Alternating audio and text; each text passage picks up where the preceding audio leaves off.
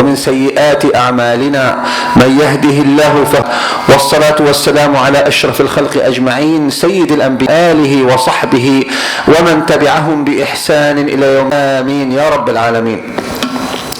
Dear brothers and sisters, it's very important to use this beautiful day, Jum'ah, which is the Hajj al-Asghar, the small Hajj, where Muslims gather and pray Friday in Jama'ah and listen to the khutbah. And what else do? They read Surah Al-Kahf. Surah Al-Kahf. Every week, every Jum'ah at least. This is a recommended sunnah by Rasulullah and it's for a very great reason. And we have to utilize this Jum'ah prayer to connect Muslims to the Muslim Ummah in general and to try to solve the issues together that the Muslim Ummah faces. So today our khutbah has, it has a title called Tahrir al-Ardi am Tahrir al-Insan. Liberating the land, freeing the land, or freeing the insan, the person, the human being, the people. Which comes first? We know that the hardship that we are facing in Palestine and specifically in Gaza, and all the region is now kind of on fire. So we will not go in details about what's going on. Go watch the news, read the news, and you will be very well informed. But what's important for today is, what is our role? What should we do about it? Is watching the news, feeling bad, talking about it on social media is enough? Is that what we can do? Or there is things that Allah Azza wa Jal, through the Quran, through the Sunnah, is expecting us to do, move, talk about, and lead. And because it's Jum'ah, and as I said, we have to read Surah Al-Kahf every Jum'ah, I wanted to reflect upon Surah Al-Kahf and take few lessons to learn about our duty towards freeing the land or freeing the insan, the human being. So first I like to share with you the meaning of the Inwan, the surah title, Al-Kahf. A lot of us don't try to understand the real meanings behind every word in the Quran. It is very essential, brothers and sisters. Al-Kahf in English means the cave. And what does the cave resembles? It resembles protection. It resembles the home. It resembles the place where you hide from evil. It resembles the place where you plan for your facing the evil. It resembles the getaway from all the trouble in life. Caves have been used all through history as homes, as places even animals hide in and use as a protection. So it is important to understand even the title of the ayat, Al-Fatiha, Al-Baqarah, and it doesn't necessarily give you everything that the surah wants to teach you. It's rather focuses on one of, or if not the most important lessons or core value that the surah speaks about. So the cave, and I feel we need a cave now. And now another thing that I've seen in the surah did not start talking about the people of cave. Al-Fitya alladhina amanu, the young men who have believed in Allah and escaped with their faith in a place where the ruler was executing everyone who does not follow his religion or worship him.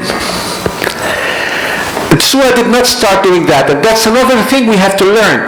Every sequence of ayah, every word is there for a reason, and a very beautiful reason that we have to reflect upon.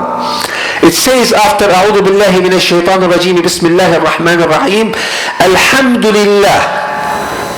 All thanks and praise to Allah Azza wa Jal. So, and please connect the title of our khutbah that is it, we want to free insan and free awtan, free the humans and free our countries, free the land. From what? From oppression and evil, from wrongdoings and from hardship. So first, alhamdulillah. This gives you and me the message that start your day with alhamdulillah, finish your day with alhamdulillah. Alhamdulillah that Allah chose us to be among insan, among people. Alhamdulillah that Allah chose us to be among Muslims. Alhamdulillah that Allah have equipped us with the Quran and Sunnah. And go on and go for it. Keep busying yourself. Free yourself. Free yourself before you free your home, your land. By saying alhamdulillah, thanks to Allah, this will free you from connecting to the asbab and connecting to Rabb al-asbab. You are freeing yourself from attaching yourself and your goals and your plans to materialistic things. We have to do what we have to do, but our hearts should always say it is Allah's will, it is Allah's destiny, it is Allah's qadr that decides my life. And we connect ourselves all the way, every day, every second, by saying alhamdulillah. Alhamdulillah alladhi, and Allah, this is one of the reasons that Allah gave us to keep on saying alhamdulillah. Alladhi anzala ala abdihi al-kitaba wa lam yaj'al lahu iwaja. If only this ayah in Surah Al-Kahf is enough. All thanks due to Allah Azza wa Jal, the one that have descended the Quran, the message, the final message, Al-Furqan, upon his slave, upon his servant, who is Muhammad sallallahu alaihi wasallam, and وَلَمْ يَجْعَلْ لَهُ عِوَجًا, and there is no deviation in it, there is nothing wrong in it, there is no doubt in it. ذَلِكَ الْكِتَابُ لَا رَيْبَ فِيهِ. Imagine how many things we can learn from that one line in this beautiful Surah Al-Kahf. So connecting the cave, the protection we all seek, to Surah Al-Kahf, connecting it to freeing ourselves from evil and oppression before freeing our lands and countries. And of course it should go along together. We have to both focus on both. And by starting with alhamdulillah and believing in the Prophet ﷺ, who came with mercy to humanity, carrying to us the final message, which is Al-Quran Al-Kareem. And that has no doubt in it, and that has no deviation in it, and that has no anything wrong in it. It's all facts, it's all blessing, it's all rahmah from Allah. And here, in this one ayah, one line, this is how you and I free ourselves before we even think of freeing anything else.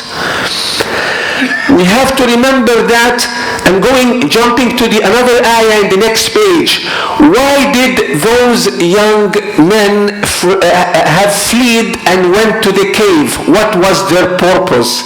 It is listed in the ayah in saying, إِذْ أَوَى الْفِتْيَةُ إِلَى الْكَهْفِ فقالوا ربنا آتنا من لدنك رحمة وهيئ لنا من أمرنا رشدا. And that's exactly how they freed themselves from the oppression and evil of the ruler that time to the mercy of Allah Azza wa Jal. So the cave for them was not just a place of protection. It is a place to seek rahmah, mercy. And what more do we need now, more than the mercy of Allah Azza wa Jal? Mercy for our lives and mercy for our homelands and the people in Gaza and people in Iraq and people in Syria and people wherever they're oppressed. Subhanallah. So this is the purpose. And is that not alone to seek rahmah, but rather seeking وَهَيِّئْ لَنَا مِنْ أَمْرِنَا رَشَدًا, and help us, facilitate for us, Ya Allah, to be to have the rushd. What does a rushd means? There's not one equal word in English that will resemble a rushd. A rushd, maturity. A rushd, seeking facts and seeking guidance, are being murshid, to be guided. And that's all about Islam and Quran, to guide us for the truth, for the haqq, for the safety, and for salvation. So a lot of beautiful small messages that matters, and matters most right now. We wake up, we sleep, we look at the news, and we feel that we are helpless, we are paralyzed. No, this has been done for a reason. And one of the main reasons is to free us from what? Imagine, when you look at all civilization, including the Islamic best times, the hadarat, what happens? It starts weak, it gets stronger, and then everybody is connected to the goal to please Allah Azza wa Jal, and Allah will give them the support and the guidance. And then when they ease, when they feel they're stable, they start depending on the dunya. They start depending on the matters and not on Allah. And that's where the civilization starts to decline, to go down, to die gradually. And then the enemies will take the chance and attack and take over. That's what happened in Muslimin in Andalus. That had happened with Bani Umayyah, with Bani al-Abbas, with Bani Uthman, the Dawla Uthmaniyah. All those, it's important to learn from them. And right now, we need to know that it's been so many years since the Muslim Ummah, we're taking it for granted. We're just relaxing. We're enjoying life for life. And that's where Allah, His way, His methods, one of His methods, it's to shake us through tests, through hardship, through oppression by others on us, to free us from connecting our life to dunya matters or over akhirah matters. When you drive your car, do not think that is the car and your driving skills is the only way to reach your destination. It is the tawfiq of Allah Azza wa Jalla and His rahmah that helps you reach your destination. Yet you have to learn how to drive, get the best car, use all safety dunya matters. But your heart is connected to Rabb al-Akwan, to Allah the Khaliq. And look at another beautiful message in Surah Al-Kahf that tells us, نحن نقص عليك نبأهم بالحق. We tell you, Allah Azza wa Jal tells us the story about them, to introduce the truth to us, to make us the people of truth. And what exactly the message in this ayah? إنهم فتية, they are young men, they are youth. And that's important, that our youth has to be equipped with haqq and iman. Not games and movies and music and what's not. That would be their main. They are these kids, these youth were young but full of haqq. What did they do? آمنوا بربهم وزدناهم هدى. Another very important message to free ourselves. آمنوا بربهم. First, they took the effort, they decided to believe in Allah their Lord. So this tells you the nature of hidayah, the guidance from Allah Azza wa Jal. First, you do your job. Allah will not distribute hidayah and tawfiq and rahmah for everybody equally. It takes you first to decide, I want to receive this hidayah. And the first thing you have to do is believe in Allah, believe in His religion, and take the first step. So that's what they did. They believed in Allah on their own will. On their own will, بتوفيق Allah, of course. But it takes their will. آمنوا بربهم. And then what Allah did do to them? وزدناهم هدى. Allah gave them more guidance. So zidnahum means they had some guidance. Now there are two things. There is a general guidance that Allah provides for everyone on earth. Everybody. There is a guidance from inside, the instinct, the fitrah, and from outside by sending the prophets with the books, sending the ayat, al-kawn, the signs in the universe. These are all guidance, general guidance that Allah provides for everybody equally. But there is a special guidance for those who decided willingly, willingly, with effort and dedication to have more faith. So what Allah said here, وَزِدْنَاهُمْ هُدًى. We did not وَأَعْطَيْنَاهُمْ هُدًى. No, زِدْنَاهُمْ. So we gave them more guidance, more huda, more doors open towards, subhanallah, ayat Allah Azza wa Jal, more hikmah, and more tools as well. Imagine. And then what else? Imagine, subhanallah, just have iman, ya youth, ya shabab. Just start. Take the first step. وَزِدْنَاهُمْ هُدًى وَرَبَطْنَا عَلَى قُلُوبِهِمْ. وَرَبَطْنَا عَلَى قُلُوبِهِمْ. Wallah is so important for the rabt ala al-qalb. The qalb is shaky. The qalb flips right and left, up and down. The qalb is not a stable part of our body. The qalb, we're not meaning the physical heart. It is the conscious heart. It's the engine inside that is in charge of our decisions and our life.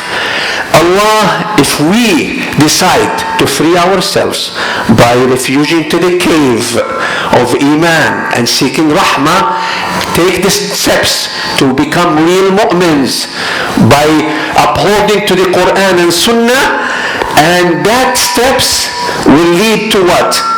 Zidnahum huda, more guidance, special guidance made just for you, customs guidance, and rabtun ala al-qalb, and Allah will hold your heart and give the heart protection from evil, revival, different heart, a person who sees different than others. Because when Allah yarbat ala al-qalb, that is a guarantee, a seal that you will never insha'Allah be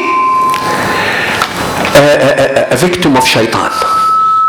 And that is what we need right now. That is what we need. We need the guidance from Allah, and we need the rabt ala al-qalb to understand what's going on, to never give up, to take the steps, to become the real mu'min.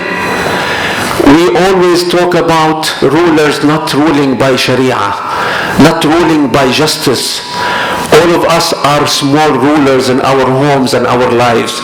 Do we rule by Sharia and by justice in our own lives, in our own homes, with our own kids?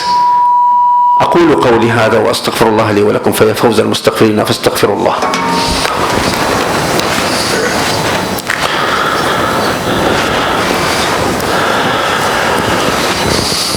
بسم الله والصلاة والسلام على رسول الله أما بعد.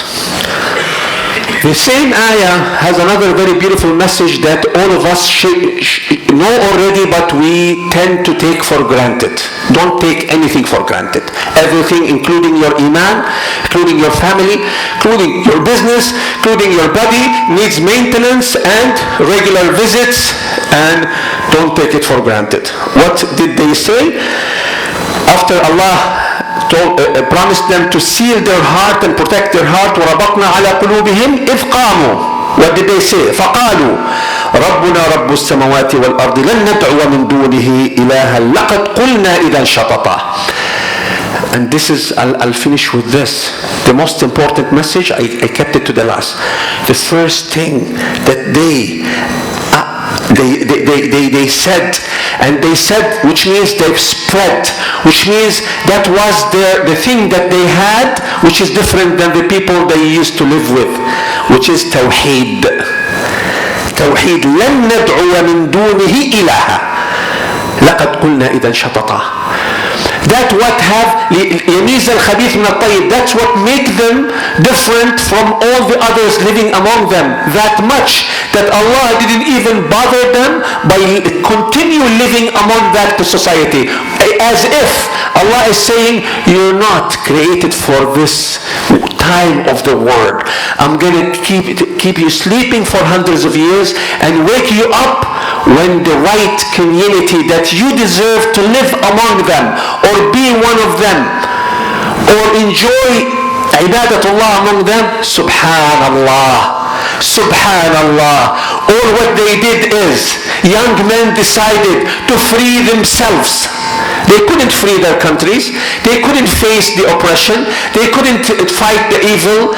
They had to flee with their iman, protected in the cave by Allah Azza wa Jal, seeking rahmah and guidance, and talking loud, وَقَالُوا تَوْحِيد لَا إِلَهَ إِلَّا اللَّهِ. Brothers and sisters, it's so simple. Nothing is new here. It's a reminder. Allah made us, able to remind one another. Freeing ourselves will help us free our lands and free our masajid and free Al-Aqsa. If we look at the Ummah now, and we hope that it's the time to free Al-Aqsa, sometimes we feel, is it really the time? Is the Ummah ready to free Al-Aqsa? Is this Ummah the same Ummah that was available when the first time the Aqsa was freed during Umar ibn al-Khattab radiallahu anhu, when it was a real strong Ummah with Iman and with all other means of strength? Is this Ummah the Ummah that Salah ad-Din had at his time when he frees Al-Aqsa? We have to free ourselves before we can free Al-Aqsa. And doesn't mean we have to wait and still down. We have to do what we can. We should not just waste our time watching news and feeling bad. That feeling should be the ignition to do what Fitya, the young men, did the time of the cave. Now we are not saying we have to go and look for a cave. The cave here is Deenullah. The cave here is the real Tawheed. The cave here, Alhamdulillah, الذي أنزل على عبده الكتاب ولم يجعل له عوجا قيما. The cave here is, this is awakening call. Whenever there is a shake for the Ummah, there is a reason, which is that you have to wake up. Everybody, every single person in the household have a duty, and to free ourselves. We need to check, how much do I rely, how much do I depend on dunya versus depending on the Lord of dunya. The student who goes to the exam should do his maximum best, but his heart is connected before and after. Ya Allah, وفقني لنجاحي في الامتحان. Oh Allah, help me pass this exam. Because without His help, we are helpless. Dear brothers and sisters, Surah Al-Kahf is important to read every Friday. Today, let us change the way we read Quran. You need to read Quran as it is being descended upon you, and everything there is being directed to you, which is true. Which is true. Take it as an order from Allah Azza wa Jal to follow, which is true. We have to look for the cave, Al-Kahf, today. And go back home and share this with your families. Surah Al-Kahf, read it and understand the story of these kids who have freed themselves, and Allah gave them the guidance and gave them the rabt ala al-qalb, and they have still said, La ilaha illallah, we will never associate anyone with Allah Azza wa Jal, even if it's associating things with Allah. And because I have young ones here, doesn't only mean you pray for the idols, or you believe in Trinity, or you think Allah Azza wa Jal has limited powers. That is the shirk al-akbar al-zahir al-ma'ruf, the big shirk that most of us inshallah are way away from it. But there is a lot of other type of associating things with Allah Azza wa Jal.